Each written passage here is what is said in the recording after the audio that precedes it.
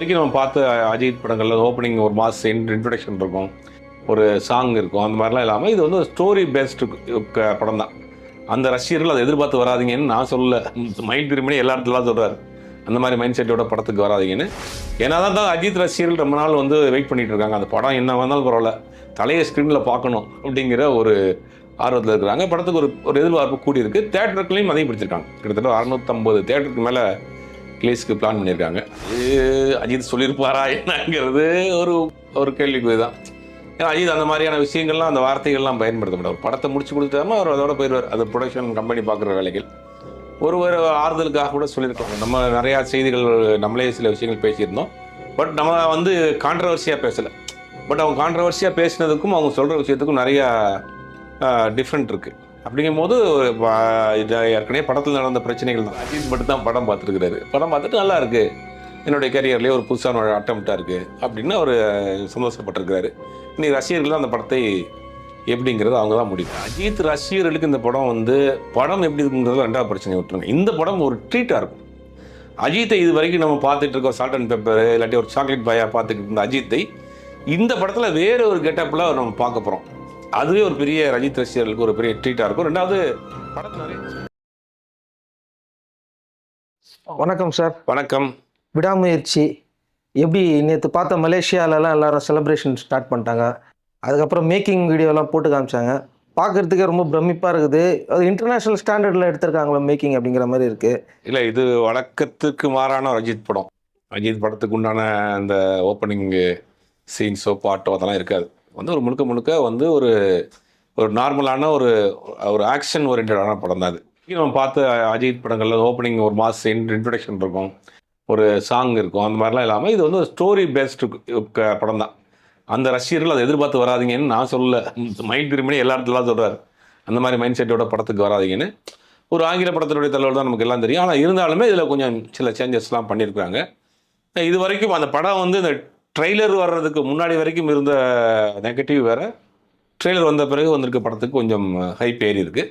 ஏன்னா தான் அஜித் ரசிகர்கள் ரொம்ப நாள் வந்து வெயிட் பண்ணிகிட்டு இருக்காங்க. அந்த படம் என்ன வந்தாலும் பரவாயில்ல, தலையை ஸ்க்ரீனில் பார்க்கணும் அப்படிங்கிற ஒரு ஆர்வத்தில் இருக்கிறாங்க. படத்துக்கு ஒரு எதிர்பார்ப்பு கூடியிருக்கு. தேட்டருக்குலையும் அதையும் பிடிச்சிருக்காங்க. கிட்டத்தட்ட 650 தேட்டருக்கு மேலே ரிலீஸ்க்கு பிளான் பண்ணியிருக்காங்க.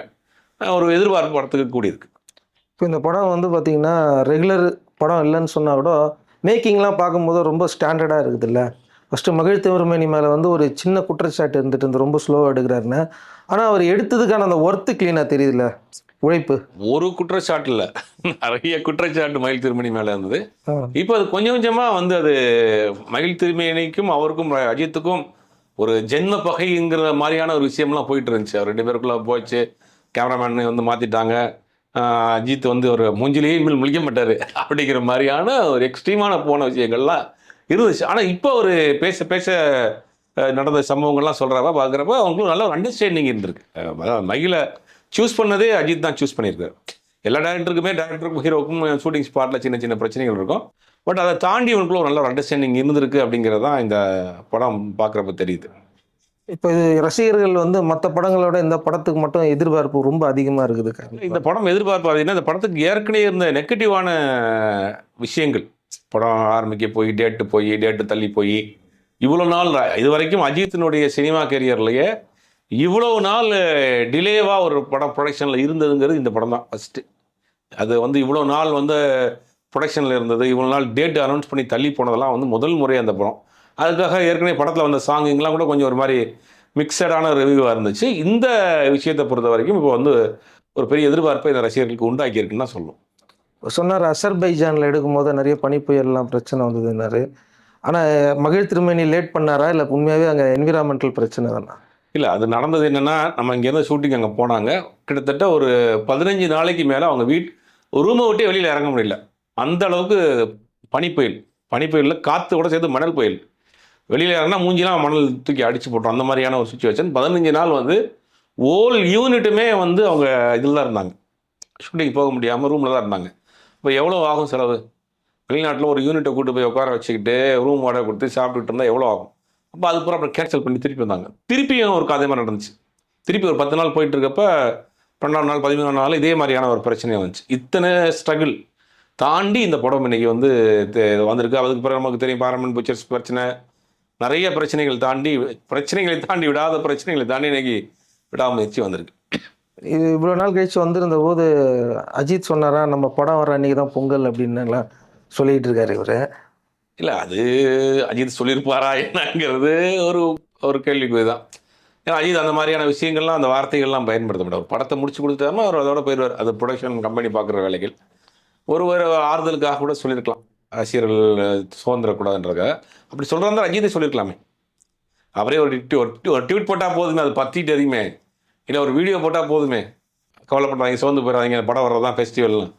இந்த படத்தை எப்படியாவது ஒரு வெற்றி படமாக்குறதுக்கு இப்போ உட்காந்து நிறையா ப்ரொமோஷன் இன்டர்வியூஸ் கொடுத்துக்கிட்டு இருக்கிறார். ஏன்னா கூட நடித்தவங்களாம் எல்லாரும் இப்போ கொஞ்சம் கொஞ்சமாக அங்கே நடந்த பாசிட்டிவிட்டி, அங்கே நடந்த பிரச்சனைகள் எல்லாம் சொல்லும்போது நம்ம வந்து அங்கே என்ன நடந்தது அப்படிங்கிறத நம்ம ஓரளவுக்கு புரிஞ்சிக்க முடிஞ்சதில்ல. இல்லை, இது வரைக்கும் வந்த செய்திகளுக்கும் இவங்க சொல்கிற செய்திகளுக்கும் நிறையா வேறுபாடு இருக்குது. அவங்க நம்ம நிறையா செய்திகள் நம்மளே சில விஷயங்கள் பேசியிருந்தோம். பட் நம்ம வந்து கான்ட்ரவர்சியாக பேசலை. பட் அவங்க கான்ட்ரவர்சியாக பேசினதுக்கும் அவங்க சொல்கிற விஷயத்துக்கும் நிறையா டிஃப்ரெண்ட் இருக்குது. அப்படிங்கும்போது இது ஏற்கனவே படத்தில் நடந்த பிரச்சனைகள் தான். அங்கே நடந்த வெதர் ப்ராப்ளம்ஸு, அங்கே பல ஃபினான்ஷியல் ப்ராப்ளம், அதுக்கு முன்னாடி இவங்க லைக் கால் எடுத்த பிரச்சனைகள் எல்லாம் சேர்ந்த பிரச்சனை தான். இது வந்து இவங்க சொல்கிறது வந்து வெறும் வெதர் ப்ராப்ளம் மட்டும்தாங்கிறது யூனிட் தரப்புன்னு சொல்கிறாங்க. அதை தாண்டி சில பிரச்சனைகளும் படத்துக்கு இருந்துச்சு. ஃபினான்ஷியலாக பிரச்சனை இருந்துச்சு, அப்புறம் வந்துட்டு டேட்டு பிரச்சனை இருந்துச்சு, த்ரிஷா டேட்டு பிரச்சனை இருந்துச்சு, இதெல்லாம் இருந்துச்சு. ஆனால் இவங்க சொல்கிறது எல்லாம் முடிஞ்சிருச்சுப்பா, முடிஞ்ச பிரச்சனை இது போய் பேசிக்கிட்டு படம் ரிலீஸ் ஆக போச்சு, ப்ரொமோஷன் நல்ல விஷயத்தை பேசுவோம் அப்படின்னு ஆளாளுக்கு வந்து படத்தில் பாசிட்டிவான விஷயங்கள் பண்ணுறாங்க. அது கரெக்டான விஷயம்னு கூட. அப்படி தான் பேசி ஆகணும். ஒரு படம் ரிலீஸ் ஆகிறப்ப பாசிட்டிவான விஷயத்தை பேசுறது தான் கரெக்டாக இருக்கும். அதை அவங்க இறங்கி பண்ணிகிட்டு இருக்கிறாங்க. அஜித் படம் பார்த்து ரொம்ப நல்லா இருக்குன்னு சொல்லியிருக்கிறாராம். ஏன் அப்படி இதை சொல்கிறேன் அப்படின்னா, அஜித்தை பொறுத்தது உங்களுக்கு தெரியும், நல்லா இல்லைன்னா நல்லா இல்லைனாலும் சொல்லிவிடுவார், நல்லா இருக்குன்னா நல்லா இருக்குன்னு சொல்லிடுவார். ஸோ இதை நம்ம அஜித் பாயிண்ட் ஆஃப் வியூலேருந்து பார்க்கணுமா, ஃபேன்ஸ் பாயிண்ட் ஆஃப் வியூலேருந்து பார்க்கணுமா? இல்லை, ஃபேன்ஸ் பாயிண்ட் ஆஃப் வியூவில் வந்து நீங்கள் படம் பார்த்துட்டு தான் அவங்க சொல்லுவாங்க. இப்போ அஜித் மட்டும் தான் படம் பார்த்துருக்கிறாரு. படம் பார்த்துட்டு நல்லா இருக்குது, என்னுடைய கரியர்லேயே ஒரு புதுசான ஒரு அட்டம்ப்டாக இருக்குது அப்படின்னு அவர் சந்தோஷப்பட்டிருக்கிறாரு. இன்னைக்கு ரசிகர்கள் அந்த படத்தை எப்படிங்கிறது அவங்க தான் முடிவு பண்ணணும். ஏன்னா அஜித் புதுசாக அது மாதிரி ட்ரை பண்ண படம் தான் மங்காத்தா. ஃபுல் அண்ட் ஃபுல் வில்லனாகவே பண்ணியிருப்பார். அது வந்து ஒர்க் அவுட் ஆச்சு. அதனால தான் நான் கேட்குறேன், அவர் புதுசாக பண்ணுற முயற்சி அந்த அளவுக்கு பின்னாடி போனது இல்லைல்ல. அதனால இல்லை, அஜித் ரசிகர்களுக்கு இந்த படம் வந்து படம் எப்படி இருக்குங்கிறது ரெண்டாவது பிரச்சனை விட்டுருங்க. இந்த படம் ஒரு ட்ரீட்டாக இருக்கும். அஜித்தை இது வரைக்கும் நம்ம பார்த்துட்டு இருக்கோம், சால்ட் அண்ட் பெப்பர் இல்லாட்டி ஒரு சாக்லேட் பாயாக பார்த்துக்கிட்டு இருந்த அஜித்தை இந்த படத்தில் வேறு ஒரு கெட்டப்பில் நம்ம பார்க்க போகிறோம். அதுவே ஒரு பெரிய அஜித் ரசிகர்களுக்கு ஒரு பெரிய ட்ரீட்டாக இருக்கும். ரெண்டாவது, படத்தில் நிறைய சேசிங் காட்சிகள் இருக்குது. அது அஜித்துக்கு சும்மாவே சொல்ல வேணாம், பூந்து விளையாடுவார். இந்த மாதிரியான விஷயங்கள்லாம் அஜித் ரசிகர்கள் திருப்திப்படுத்தக்கூடிய விஷயங்கள் இந்த படத்தில் இருக்குது. கதை எப்படி இருக்குது, படம் ட்ரையாக இருக்கா அப்படிங்கிறதெல்லாம் படம் பார்த்த பிறகு சொல்ல முடியும். இந்த விஷயங்கள்லாம் படத்தில் இருக்குது. அது அஜித் ரசிகர்களுக்கு திருப்திகரமாக இருக்கும். ஏன்னா இதில் சில ஆக்ஷன் சீக்வன்ஸ்லாம் பார்க்கும்போது இவர் வந்து டூப் போடாமல் நடிச்சிருக்காரு. இவர் ஏற்கனவே இந்த மாதிரி டூப் போடாமல் நடித்து நிறைய இஷ்யூ இருந்தால் கூட திரும்ப திரும்ப அவர் டூப் போடாமல் நடிக்கிறாரு. அதான் கேட்குறேன் நான். இல்லை, அஜித்தை பொறுத்த வரைக்கும் ஒரு நேட்டிவிட்டியோடு இருக்கணும்னு நினைக்கிறாரு. ஒரு விஷயம் பண்ணுறோன்னா மிகைப்படுத்த. இப்போ தாடி ஒட்டிக்கிறக்கூடாதா? ஏன் தாடி ஓட்டணும்னா சேவ் பண்ணிட்டு வர்றாரு. உடம்பு இழைக்கணும்னா உடனே உடம்பு இழைக்கிறார். ஒரு சேஞ்சஸ் வேணும் அப்படின்னு நினைக்கிறார்ல, அது பெரிய விஷயம் இல்லை உங்களுக்கு. இந்த பக்கம் பார்த்தா குட் பேட் அக்னிலாம் 3 கெட்டப்பில் பண்ணுறாரு. இந்த பக்கம் பார்த்தா விடாமுயற்சியில் வந்து தாடி வச்சு கொஞ்சம் ஒரு 40+ மாதிரி காட்டுறாரு. திரும்பி லவ் போர்ஷனில் பார்த்தா ஒரு 30 மாதிரி வர்றாரு. இந்த சேஞ்ச் ஓவர் இருக்குல்ல, அது வந்து ஒரு உண்மையிலே மெனக்கெடுதல்ங்கிறது ஒரு முக்கியமான விஷயம். அதுக்காக உடம்பை இது பண்ணுறது, ஏற்றுறது, இறக்குறது, ஹேர் கட்டில் மாற்றுறது, ஃபேஸ் இது இது பண்ணுறதுலாம் வந்து உண்மையிலே மெனக்கெடுத்து பண்ணுறது வந்து பெரிய விஷயம் தான். இந்த வயசில் அஜித் எப்படி நடித்தாலும் பார்க்குறதுக்கு ஒரு கூட்டம் இருக்குது, எப்படி நடித்தாலும் பிஸ்னஸ் பண்ணுறதுக்கு ஒரு குரூப் இருக்குது. சும்மா கேஷுவலாக ஒரு படம் கமர்ஷியலாக பண்ணி போகலாமே, எதுக்கு இவ்வளோ ரிஸ்க் எடுக்கணும்? இத்தனை வருஷத்துக்கு பிறகு ஒரு வித்தியாசமான படம் பண்ணணும்னு ஆசை வரணும்ல, அதுவே அந்த அட்டம்ப்டே பெரிய விஷயம். எதுக்கு இவ்வளோ ரிஸ்க் எடுக்கணும்? அஜித் படம் ஏதாவது ஒரு படம் பண்ணுங்க, கமர்ஷியலாக படம் பண்ணுங்கள், ஒரு கேங் வர இங்கேருந்து கண்டுபிடிக்க போகிற போலீஸ் ஆஃபீஸர் அங்கே போய் பிடிச்சி வராருங்கிற ஒரு கதை ஒரு பண்ணுங்க பாப்புன்னா முடிஞ்சு போச்சு. ஒரு 4 ஃபைட்டு 4 பாட்டு. சினிமாங்கிறது வந்து வானத்துலேருந்து வந்தது இல்லை, சினிமாவை யாரும் இங்கே கண்டுபிடிச்சதில்லை. சினிமாங்கிறது இந்தியன் சினிமாவுக்கு ஒரு கிராஃப்ட் இருக்குது. ஒரு 4 பாட்டு 2 ஃபைட்டு இப்படிங்கிறது வெள்ளை ஊம படத்துலேருந்து அதான் கிராஃப்ட்டு. இதில் முன்ன பின்ன மாற்றி பண்ணுவாங்க. அந்த கமர்ஷியலாக பண்ணிட்டு காசை வாங்கிட்டு போயிடலாமே. சரி ரைட், ரசிகர்களுக்கு புதுசாக ஒரு ஏதாவது ஒரு ட்ரீட் கொடுப்போம், ஒரு புதுசாக ஒரு அட்டன் பண்ணி பார்ப்போம், நமக்கு தெரிஞ்ச வித்தையெல்லாம் அந்த படத்தில் காட்டுவோம்னு இறங்கி இருக்கிறாரு. அது நல்லா வந்திருக்கிறதா தான் தகவல் வந்துக்கிட்டு இருக்கு. அது ரசிகர்கள் பார்த்துட்டு அதை முடிவு பண்ணணும். நம்ம ஊரை விட வெளிநாட்டில் அதிகமாக எதிர்பார்க்கறது நம்ம பார்த்து. அஜித் ரசிகர்கள் வந்து வெளிநாடுகள் அதிகம்.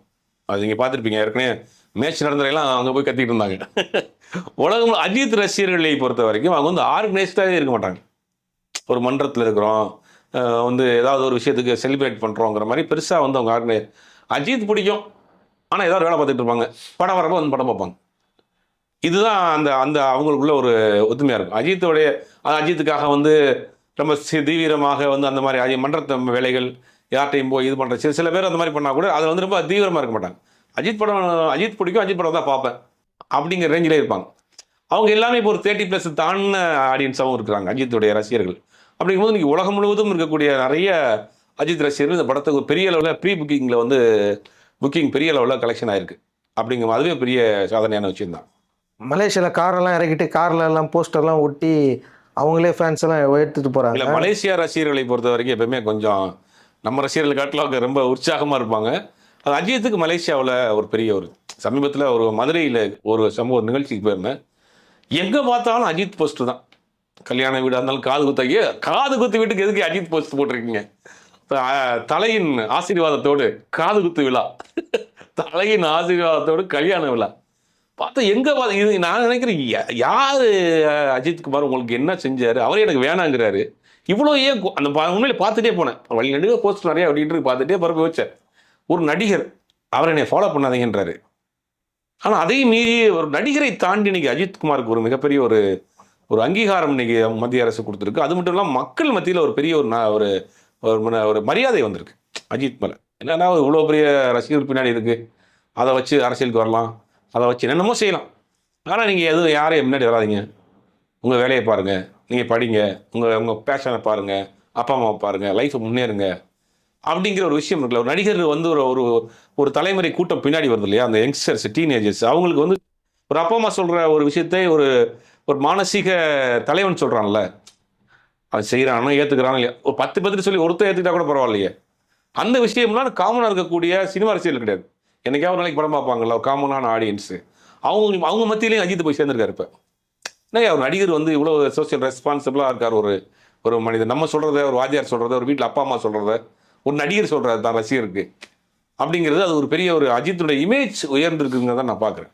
அப்போ அங்கே போகிறப்ப பார்த்தீங்கன்னா கல்யாண வீடுகளில் சரி, காது குத்து வீட்டில் சரி, எல்லா வீட்லையும் இந்த ஒரு போஸ்ட் ஓட்டிருக்காங்க. அப்போ அது இவர் வந்து மன்றம் கிடையாது, என்னை ஃபாலோ பண்ணாதீங்கிறார். இருந்தாலும் அந்த ரசிகர்களுடைய அந்த ஒரு ஃபாலோ அப்புங்கிறது ஒரு பெரிய ஆச்சரியமான விஷயமா இருக்குது. அஜித்துக்கு ஏன் இவ்வளோ கூட்டம், ஏன் இவ்வளோ வெறித்தனமான ரசிகருங்கிறது உண்மையிலேயே ஆச்சரியமான ஒரு விஷயமா தான் பார்க்குறேன். ஏன்னா துபாயில் நடந்த கார் ரேஸில் சொல்லிட்டு இருந்தாங்க, நானே இதுக்கு முன்னாடி ஒரு பெரிய ஹாலிவுட்டை சேர்ந்தவரை வந்தார், அவரு கூட இந்த அளவுக்கு ஓப்பனிங் இல்லை, இவரை பார்க்க வந்த ரசிகர்லாம் பார்த்து எனக்கே மறந்துட்டேன் அப்படின்ற மாதிரி சொல்லியிருந்தேன். ஏன்னா ரொம்ப வருஷமாக நான் இருக்கேன் இங்கே அப்படின்னு அவரும் ஒரு பக்கம் சொல்லியிருந்தார். துபாயிலேருந்து எனக்கு ஒருத்தர் ஃபோனே பண்ணார். எனக்கு அன்னைக்கு வெள்ளிக்கிழமையா, ஆக்சுவலாக துபாயில் வந்து வெள்ளிக்கிழமை லீவு. அவர் தங்கியிருக்க ஸ்டேடியம் பக்கத்தில் தான் அவருடைய தங்கியிருக்க இடம் போல், ரூம் போல். சாயங்காலம் போல் பார்க்கலான்னு போனால் துபாய் முழுவதுமே இதுதான் டாக்.